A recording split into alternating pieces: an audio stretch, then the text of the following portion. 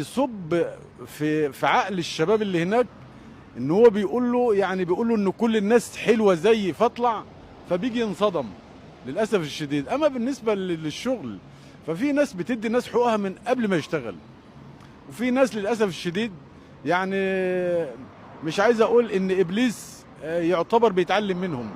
انا يعني مارست كتير جدا، ويمكن انت تسمع عن حاجه حصلت معايا قبل كده، ان واحد مصري برضه يعني مش عايز اذكر اسمه في الكلام ده، اللي اذا سمحت لي بحذر الناس منه على الفيسبوك عموما.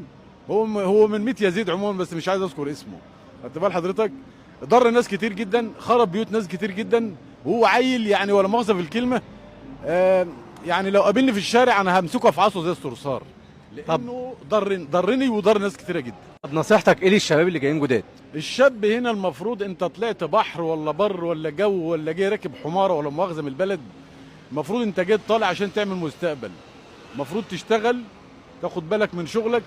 الباترون قال لك على تعليمات مثلا في الشغل ما تتعدهاش. المفروض انت جاي تشتغل عشان تاكل عيش وتبني نفسك، او تساعد ابوك وامك، او تساعد اهل بيتك.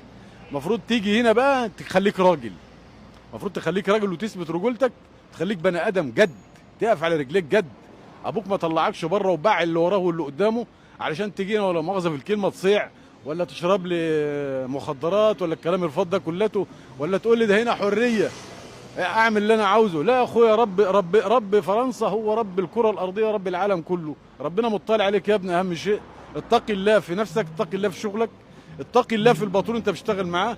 عامل ضميرك وخلاه على الله واسعه، وخلي الباقي على ربنا. وانا بشبه الغربه يا اخ حليم ولا مؤاخذه في الكلمه يعني بتشبيه منني. انا